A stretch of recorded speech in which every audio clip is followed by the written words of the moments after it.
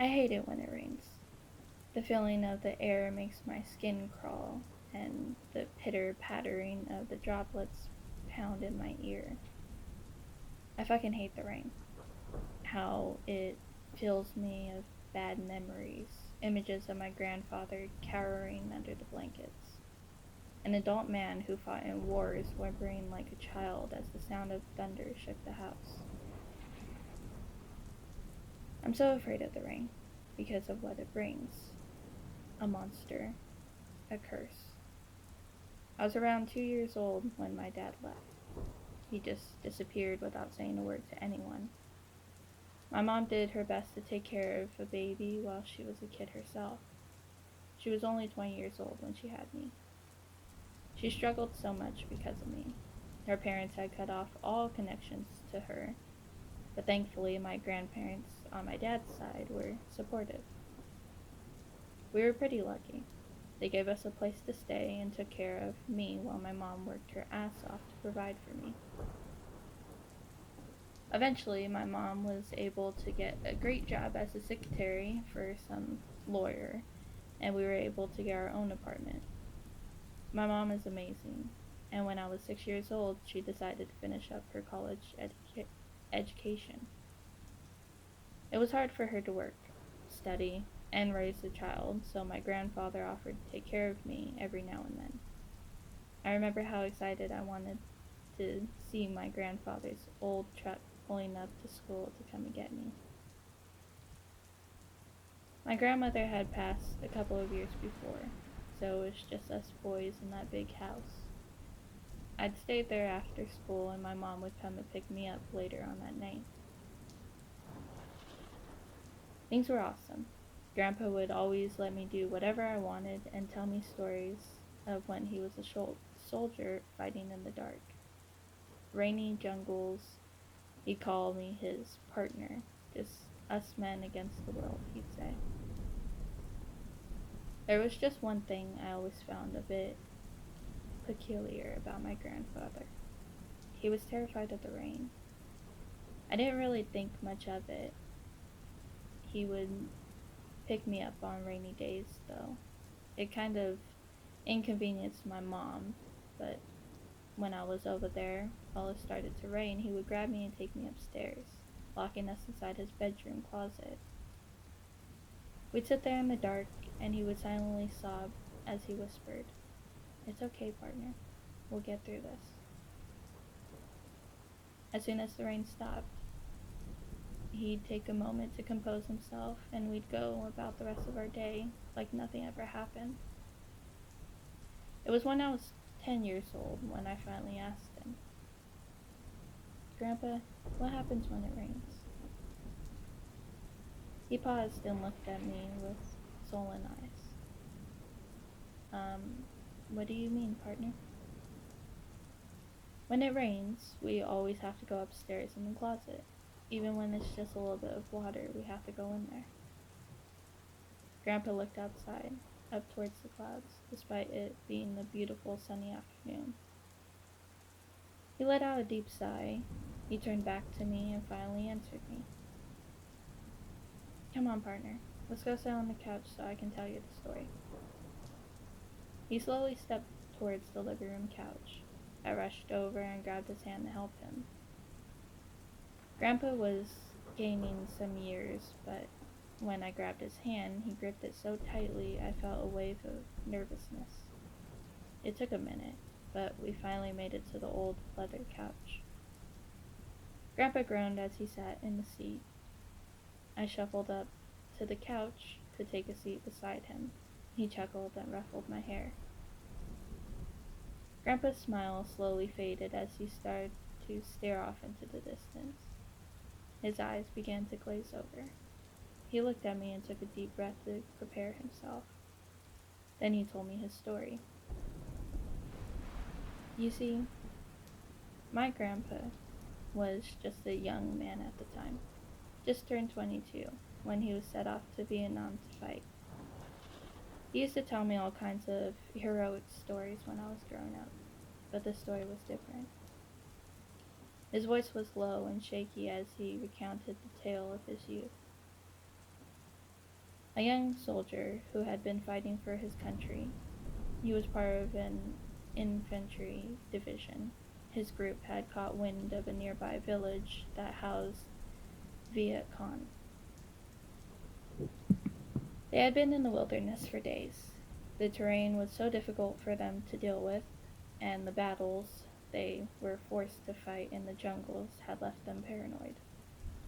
My grandpa's hands were shaking at this point as he described how silent the night was. Not even footsteps made noise.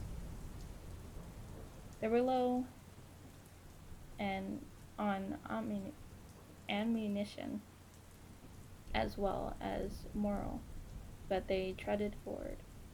They crept up to each of the huts and took out their lights, lit torches, and set everything ablaze. My grandpa began to cry at this point. He described the nauseating smell of smoke as the flames illuminated the dark clouds above them. He paused his story for a moment to cough uncontrollably. It was as if he was back to that dark night. I patted his back. Then he grabbed my hands and looked at me with teary eyes and continued his tale. He was hesitant at first because I was so young, but he seemed determined to tell his truth. He told me that screams erupted from the crackling flames as people covered in roaring fire began to rush out of the huts. His platoon took advantage of the chaos and brandished with their knives, finishing off the enemy one by one. The bodies were burning, screams echoed. Then the cries of the women and children began to flood their ears. My grandfather described standing there at the center of the village, slowly realizing their mistake. A woman came barreling out of her home as her body slowly burned. She slowly stepped towards my grandfather and yelled at him in a language he just didn't understand. My grandfather was horrified as she continued to yell at him until she finally collapsed to the ground. The cries and screams slowly subsided. Then the rumble of thunder came. Rain began to crash onto them. It was a monsoon. It came so hard that the flames were quickly extinguished. The burning bodies were now piles of melted flesh, and when my grandfather looked at the woman, he realized she was holding something. He began to describe the nausea he felt, the pure guilt when he realized that she was holding the charred remains of a small baby. My grandfather began to choke up again and let out a disgusting cough.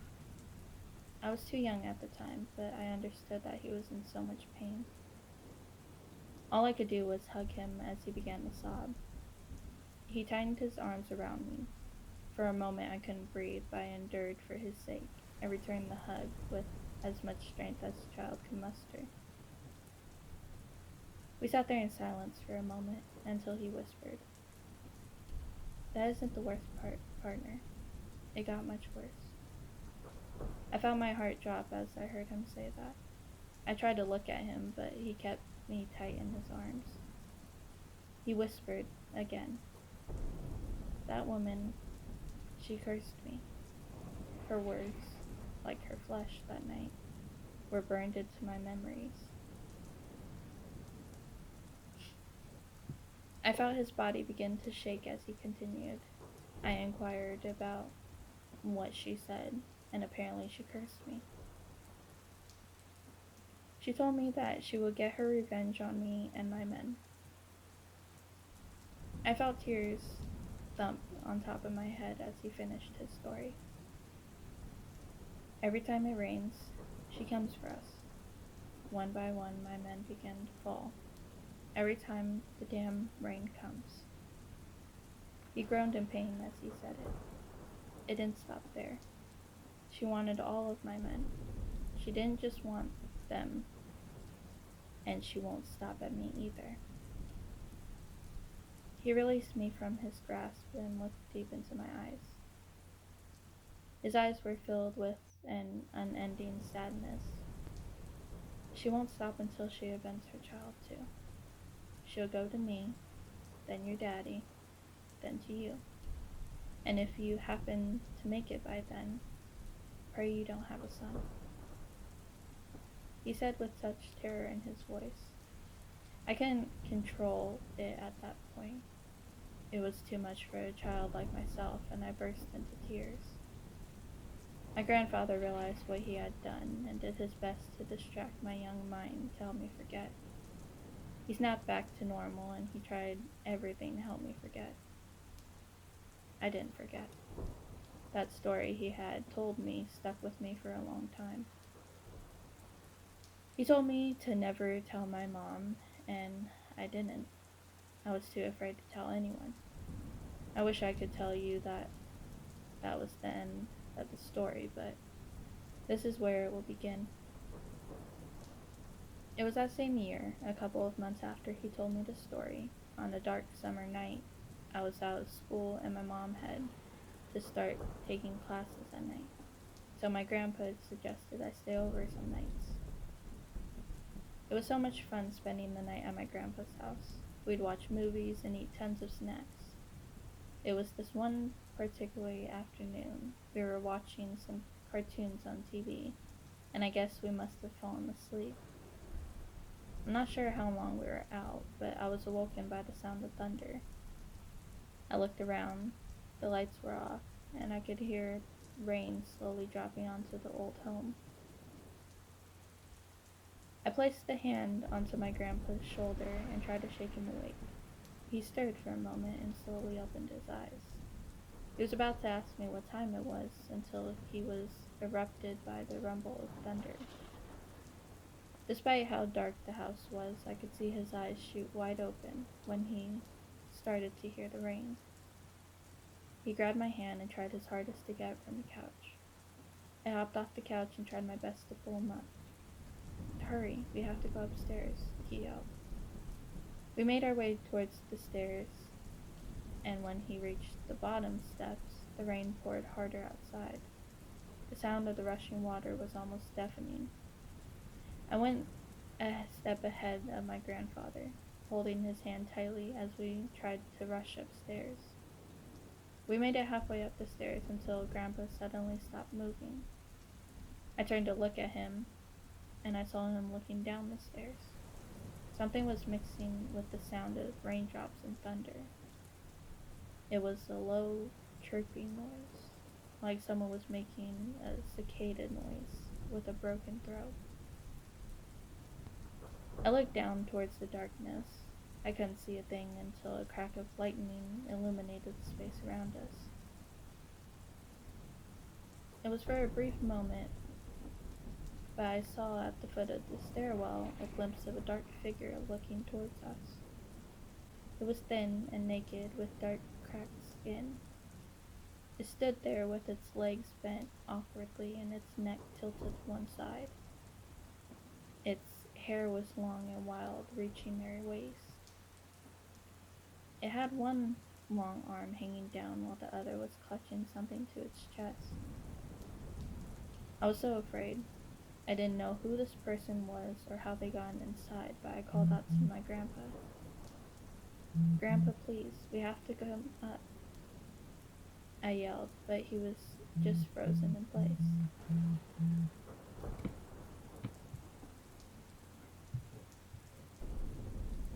I felt his hands sweat and shake in my grasp. Lightning struck again, and as the room lit up, the figure had gone a step closer. It was on the stairwell. I let out a scream as I took both hands to try and pull my grandpa up the stairs with me. The rain continued to come down, but the chirping noise, that disgusting low thrum, had gotten louder. Another flash of lightning, and again, it got closer this time. I could see that it was a woman. The woman was burned black head to toe. I could see bits of her charred flesh crack as she began to step closer and closer to us. I was just too small, too weak to pull my grandpa away from her. Suddenly the lights began to flicker on and off, and I could see what the burnt woman was holding. It was a small, naked in her charcoal arms. a melted, fleshy mass that looked towards me with two wide sockets of darkness for eyes, and what appeared to be a toothless open mouth. The noise was coming from the small thing. My grandfather let go of my hand and just stood there before them in a daze. I cried out to him again, but my yells were drowned out by a scream. It wasn't just one scream. It sounded as if dozens of people were crying out in pain. The lights flickered wildly like a strobe light in the room. Slowly but surely, the woman pushed my grandpa down the stairs. She began to clamber onto him, and I heard him scream as his old bones break upon impact. Her burned body was on top of my grandfather. The small melted being squished onto my grandpa's chest and crawled towards his mouth. I sat there in awe as the small thing took its little hands and began to push them into my grandpa's mouth, going deeper into him. My grandpa tried to resist, but the burnt woman grabbed both of his arms and slammed them onto the stairs. I heard another nauseating crack of his bones, and he let out a muffled cry of agony. My grandpa began to choke and gag as the fleshy being began to dig inside of him, through his throat, from his open mouth. I let out another cry, pleading with them to make it stop, until the little monster began to pull something out of my grandpa. It began to break open his mouth too carefully and menacingly, pull out a beating red heart from his chest, up to his throat, and out of his mouth. The woman slowly reached out to the thumping heart and grabbed it. It began to look at me with one eye through its long black hair. It pulled the heart towards its lips, and it opened its mouth wider and wider. It revealed sharp black teeth within the void of its mouth and sank them into the heart. It chewed, and the blood from it spilled onto the flesh baby. Its chirping turned into high-pitched squeals of delight as it reveled in the falling blood.